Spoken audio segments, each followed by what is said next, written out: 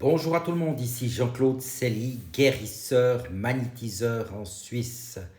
Cela me fait plaisir de vous revoir et aujourd'hui je vais vous parler de l'intercession des puissances célestes et du culte des saints, notamment à travers les guérisseurs ou les faiseurs de secrets par exemple. Mais tout d'abord, êtes-vous bien abonné à ma chaîne YouTube car cela me permet réellement d'avancer, je vous en remercie. Merci aussi de partager et de liker cette vidéo, ça me rend un grand service. Et sous ces dernières, vous trouverez des liens utiles comme mon site internet ainsi qu'un numéro de téléphone pour me contacter. Alors n'hésitez pas, sans plus tarder, nous allons parler de ces puissances célestes et du culte des saints. Au cours des siècles, le bon sens de cette option a maintes fois été affirmé et il devint acquis que comme le corps est le temple du Saint-Esprit, en prendre soin est une nécessité pour qui veut recevoir Dieu. Si la communication directe et personnelle avec le Créateur a été au cœur des débats lorsque le christianisme s'instaura, la notion fondamentale du mysticisme repose sur l'admission de cette réalité au sixième concile œcuménique de Nicée en 787, la doctrine de l'intercession des saints comme médiateur entre Dieu et les hommes a également été reconnue comme essentielle par l'Église. En dépit des oppositions, notamment celles des protestants qui n'admettent pas que les saints puissent être des intermédiaires pour nos souhaits, cette position a constamment été maintenue et le Concile de Trente, 1545 à 1563, réaffirme avec force l'intérêt du culte des saints et le rôle pour présenter au Seigneur, auprès de qui il règne, les prières des croyants qui s'adressent à eux. Est-il d'ailleurs concevable qu'un Dieu d'amour et de solidarité, de communion, peut reprendre le terme biblique qui a douloureusement exprimé aux humains l'affection qu'il leur portait?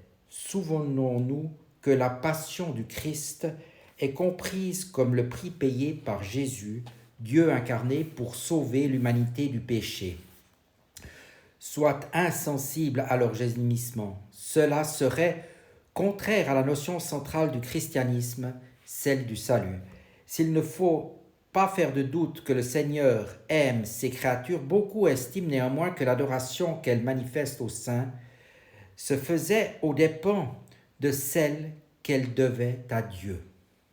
En définitive, la piété que les laïcs portent aux saints leur attribue beaucoup plus qu'un simple rôle d'intercesseur, et ils apparaissent moins comme des médiateurs que comme des puissances surnaturelles, capables d'intervenir directement dans le cours de la vie des hommes.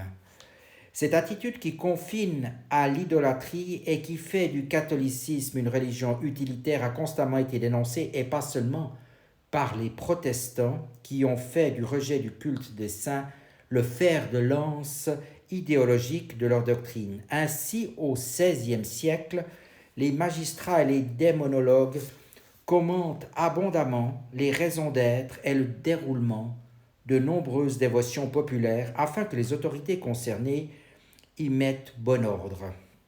Sur ce point, les propos du juge Rémy sont exemplaires et exposent parfaitement la situation.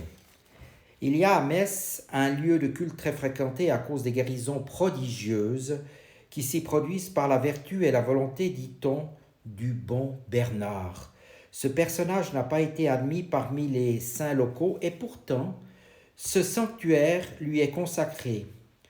On peut se rappeler en avoir vu les colonnes intérieures entourées et garnies d'étoffes où étaient suspendus des tessons, des charbons, des pelotes de chanvre et des cheveux, de vieilles hardes, des débris de verre, des pointes d'épée, des peaux de lézard et des crapauds et d'autres déchets de ce genre.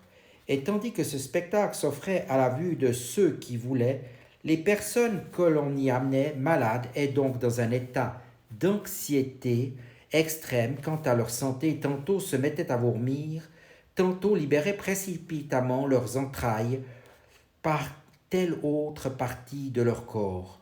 En outre, il y avait au même endroit un énorme tas de bâton que les pèlerins avaient abandonné lorsque, guéris et n'ayant plus à s'y appuyer comme ils le faisaient auparavant, à cause de la faiblesse de leurs jambes, ils repartaient chez eux, pleins de santé et de vigueur. Sur ordre de Salcédius, qui avait obtenu le gouvernement de cette province, tout ce fatras a été vidé au cours de cette génération, mais le sanctuaire n'a rien perdu pour autant de sa réputation. À cette situation, prince illustrissime, je suis sûr, était donnée ta remarquable piété envers Dieu et ta sagesse unique, que tu mettras enfin bon ordre, puisque cela est de ton ressort que tu détiens au degré supérieur pour cette région la responsabilité en matière religieuse et en même temps que tu y exerces le pouvoir.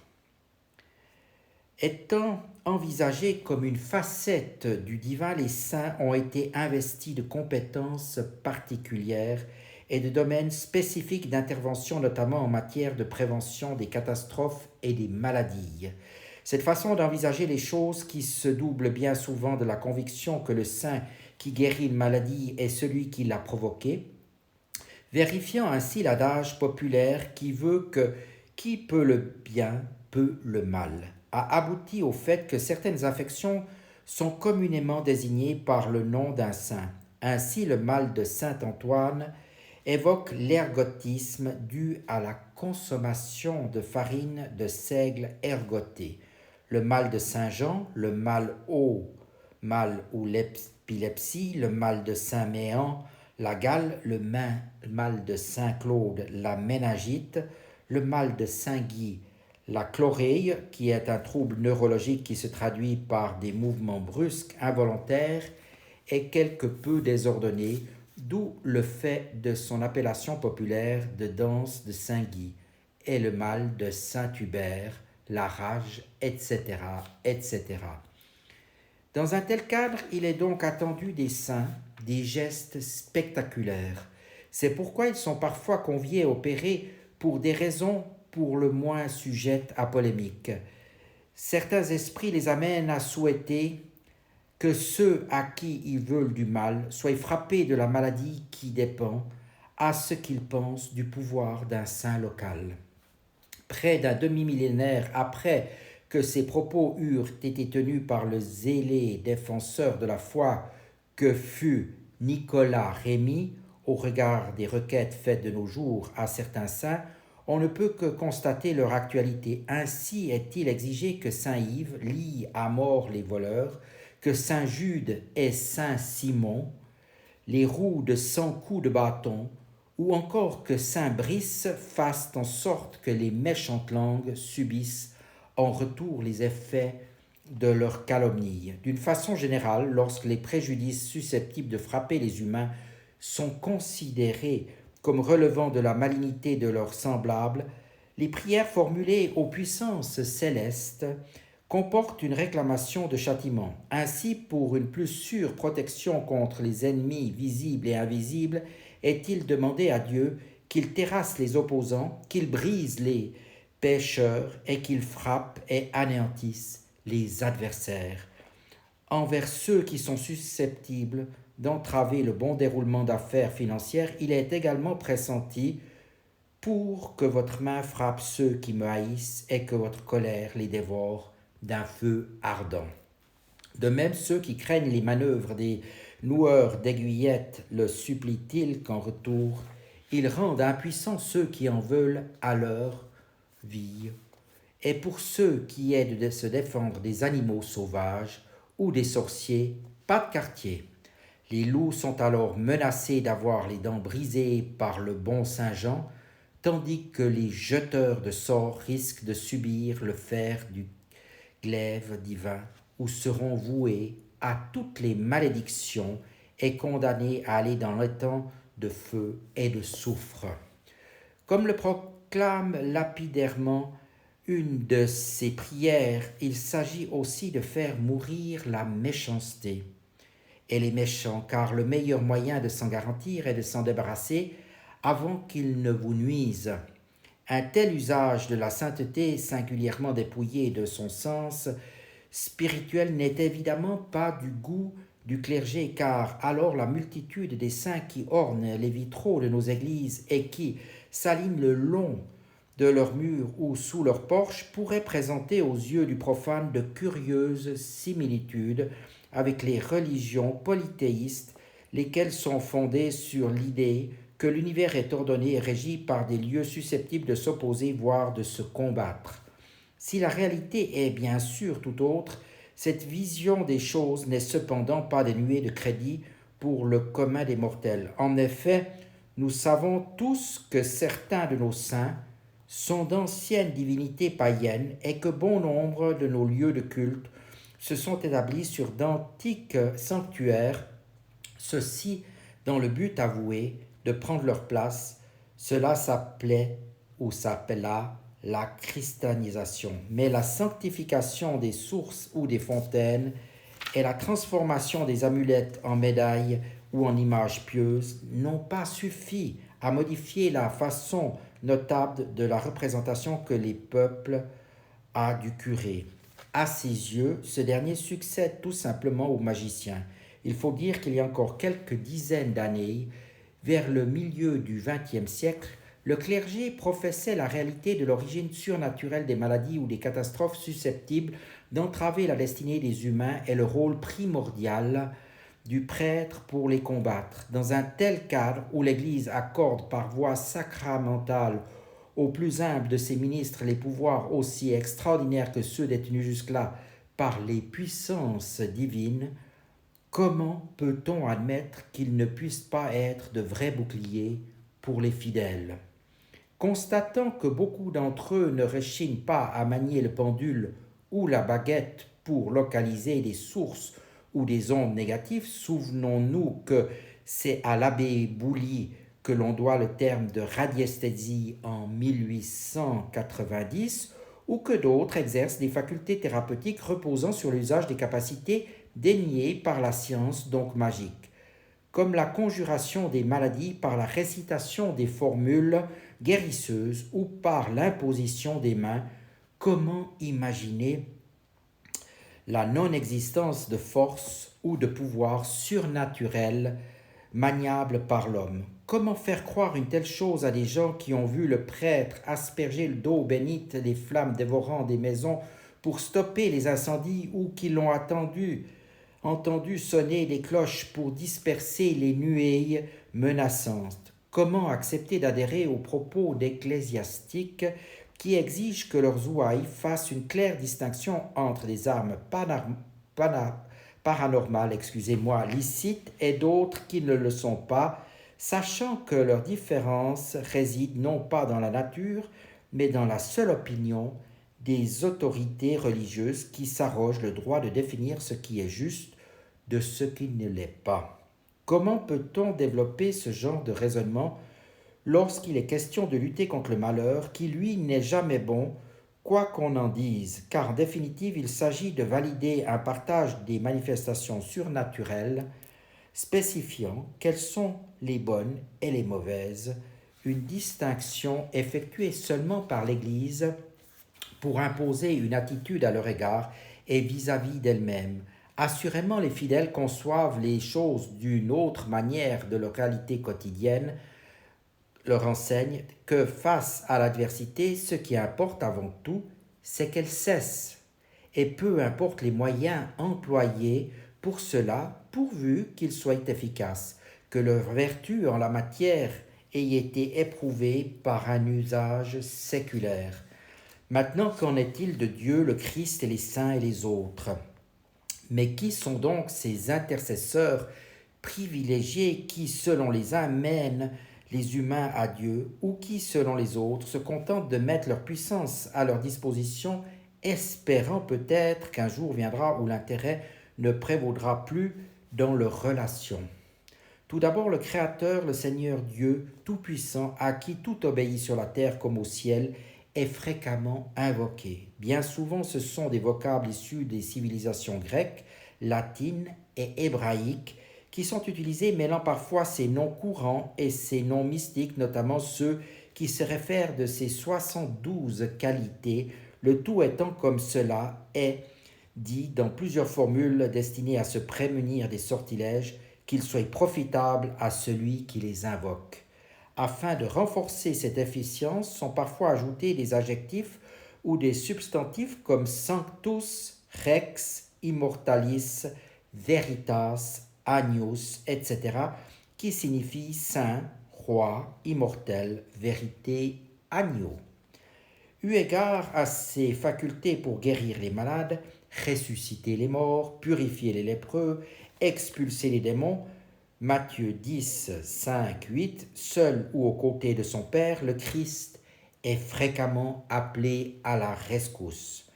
Comment pourrait-on d'ailleurs se passer du concours de celui qui, selon saint Marc 16, 15 à 18, a dit « Celui qui croira et sera baptisé sera sauvé.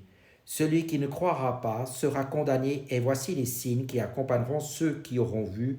En mon nom, ils chasseront les démons, ils parleront en langue nouvelle, ils saisiront des serpents, et s'ils boivent quelque poison mortel, il ne leur fera pas de mal, ils imposeront les mains aux infirmes, et ceux-ci seront guéris. » Comme elle unit en tous les trois éléments que sont le Père, le Créateur, le Fils, le manifesté et le Saint-Esprit, l'énergie divine, la Sainte Trinité, ne saurait être absente des invocations protectrices.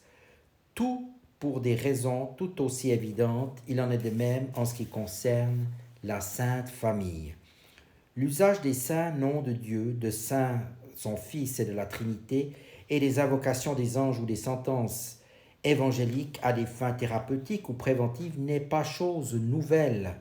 Pendant longtemps, l'Église s'est élevée contre cette façon de faire en multipliant les interdits, tel celui-ci qui est attribué à saint Éloi et qui expose précisément la mentalité de l'époque vis-à-vis du magico-religieux. Mes frères, n'observez aucune des coutumes sacrilèges des païens, ne consultez pas les cariaios, ni les devins, ni les sorciers, ni les enchanteurs, que nul ne suspende au cou d'un homme ou d'un animal des phylactères, même offerts par des clercs et prétendus sacrés, sous prétexte qu'ils contiennent des passages de l'Écriture. Que nulle femme ne suspende de l'ambre succinos à son cou. En cas de maladie, n'allez pas chercher les enchanteurs, les devins, les sorciers, les charlatans, et n'appliquez pas de phylactères diaboliques aux fontaines, aux arbres, aux embranchements des routes, etc. Mais ces prêches restent en effet sans effet. Les autorités religieuses consentirent à quelques arrangements, comme en témoignent au XVe siècle les inquisiteurs Henri Institoris et Jacques Sprenger. Même les paroles sacrées portées sur le corps sont d'admirables moyens de protection pourvu que l'on observe 7 conditions, le nombre 7. Ces paroles sont ainsi portées, en effet, ne sont pas seulement moyens de préservation, elles sont aussi le moyen de guérison pour les ensorcelés. La plus sûre protection, cependant, pour les lieux, les hommes et les bêtes, ce sont les mots du titre glorieux de notre Sauveur, inscrits aux 4 angles de la maison en forme de croix: Jésus, Nazaréen, roi des Juifs, Inri. On peut d'ailleurs y adjoindre le nom de la Vierge Marie, des évangélistes ou les paroles de Jean: le Verbe s'est fait chair.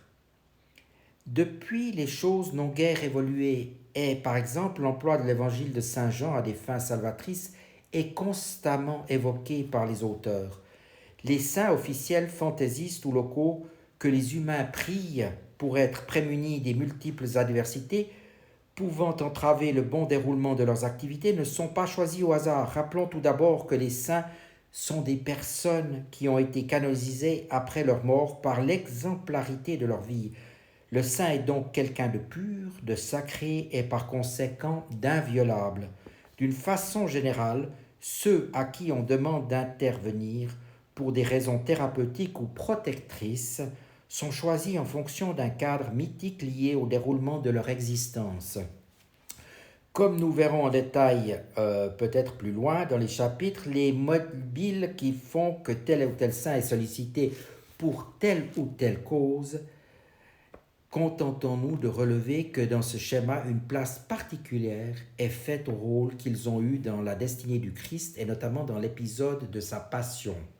C'est ainsi que sa grand-mère, sainte Anne, la cousine et la demi-sœur de sa mère, sainte Élisabeth et Marie Jacobée, sont fréquemment appelées à la rescousse pour les questions liées à la procréation et à la maternité. Saint Joseph, le père de Jésus, n'était bien sûr pas en reste, surtout lorsqu'il s'agit de s'assurer du bon déroulement des affaires familiales, sentimentales et pécuniaires. De même, celui qui porta l'enfant divin sur son dos pour lui faire franchir les eaux impétueuses d'une rivière, Saint Christophe, est de suite invoqué pour être préservé des périls susceptibles de survenir lors des déplacements. Les apôtres et les évangélistes figurent également au palmarès dans les registres très étendus comme la protection contre les maléfices ou les forces démoniaques. Marc-Antoine et sainte Véronique, qui réconfortèrent le supplicié lors de son chemin de croix, ne sont pas oubliés notamment pour être tenus à l'écart des fièvres. Cela est aussi le cas de ceux qui l'accompagnèrent dans ses derniers instants, l'émouvante Marie-Madeleine qui renonça à la tentation des joies terrestres et qui baigna le crucifié de ses larmes, et les inséparables Saint Côme, Saint Damien, Saint Nicodème et Saint Joseph d'Arimathie qui le descendirent de la croix et le mirent au tombeau. De ce fait, les uns et les autres sont surtout pressentis pour préserver l'organisme des mutilations comme les blessures dues à des instruments coupants ou pointus ou les maladies de peau du type de la gale, de la gourme. Bien sûr, nombre de saints intercesseurs n'ont pas côtoyé le Christ. Néanmoins, certains de leurs actes les ont distingués de leurs confrères, leur conférant ainsi des dispositions particulières. Cela est notamment le cas de missionnaires remarquables comme saint Étienne, saint Jude, saint Simon ou encore saint Sébastien, dont l'histoire de son dévouement pour les pauvres est parvenue jusqu'à nous. De ce fait, les humains ne s'adressent pas à eux pour des broutilles, mais pour s'assurer de ne pas être la proie des soldats et des voleurs, ou pour se mettre à l'abri des tempêtes et de la foudre, ou des épidémies comme la peste. Les grands guérisseurs tels que saint Antoine de Padoue, saint Roch ou saint Hubert, ceux dont on ne compte plus les miracles en la matière tant ils sont légions, sont priés avec ferveur, surtout lorsqu'il s'agit de se prémunir de périls aussi redoutables que la maladie contagieuse, les bêtes fauves ou venimeuses, ou encore les orages. Les bâtisseurs de couvents, de monastères ou d'abbayes, comme saint Fiacre, saint Éloi ou sainte Berthe, ne sont non plus oubliés. Il en est de même pour ceux ou celles qui ont opté pour le recueillement et la méditation, tels saint Benoît, sainte Gertrude, sainte Radégonde ou encore sainte Thérèse de Lisieux et sainte Rita, qui témoignèrent au Christ une ferveur sans bornes. Si ces derniers sont convoqués pour opérer sur des registres divers, la plupart d'entre eux se situent sur celui de la santé ou de la lutte contre l'adversité, quand bien même pourrait-elle provenir des œuvres sorcières. Les saints dont la légende chante des exploits extraordinaires sont évidemment des intercesseurs privilégiés pour les humbles humains, compte tenu de l'issue de la lutte qu'il mena contre les anges rebelles. On ne s'étonnera pas de constater que saint Michel est particulièrement appelé à la rescousse pour barrer le chemin du démon ou à ses sbires. Il en est même pour saint Cyprien qui vainquit le diable en s'octroyant le plaisir de le tourner en ridicule et de donner de lui, pour les siècles à venir, l'image d'un être stupide. Si peu de saints ont, somme toute, eu l'occasion de découdre avec le malin, en revanche, ceux qui se heurtèrent à certaines de ces créatures, comme les serpents ou les dragons, sont plus nombreux. C'est pour cela que saint Amable, saint Georges ou sainte Marguerite et saint Marthe ne sont pas absents de la mémoire des craintifs terriens. Cela est également valable, et c'est vraiment le cas pour ceux qui se dressèrent face aux envahisseurs tels que sainte Geneviève ou saint Nicaise, y laissant parfois leur vie comme ce dernier. Beaucoup de saints ayant la faveur du public doivent le renommer au fait qu'ils périrent généralement dans des conditions horribles pour défendre leur foi. Ainsi, saint Laurent fut-il grillé vif, saint Guy et sainte Marguerite décapitée, saint Sébastien criblé de flèches. Notons qu'eu égard à leur souffrance, ces martyrs interviennent souvent pour prévenir ou soigner des maux qu'ils ont eu à subir pendant leur calvaire. De fait, qu'elles eurent les mâchoires brisées, sainte Apolline est devenue la spécialiste des problèmes dentaires. Si sainte Agathe a la faveur des jeunes mamans, des nourrices et plus généralement des femmes soucieuses de leur poitrine, c'est parce qu'on lui arracha les seins avec une tenaille. Quant à saint Barbe, dont les supplices fournissent un incroyable catalogue de tortures, elle a l'estime de ceux que l'orage fait trembler, car au moment où elle expira, son bourreau fut frappé par la foudre, assurément envoyée par Dieu, qui, comme le suggère ce cas, n'est pas toujours impassible devant la souffrance d'innocentes victimes. Aux côtés de grands saints qui moururent pour établir et propager leurs convictions, il en est d'autres plus obscurs car locaux qui jouissent d'un indéniable crédit auprès du public. Par exemple, Notre-Dame de Boulogne, une variante locale de la Vierge Marie, est particulièrement appréciée pour lutter contre la teigne. Il en est de même de Saint-Maudet, dont les hauts faits, notamment à l'encontre des reptiles, sont légendaires dans le Trégor, sur la côte nord de la Bretagne, mais ces personnages n'ont généralement pas l'aval des autorités religieuses car bien souvent les saints locaux ou traditionnels renvoient à d'antiques divinités à peine dissimulées sous leurs nouveaux habits.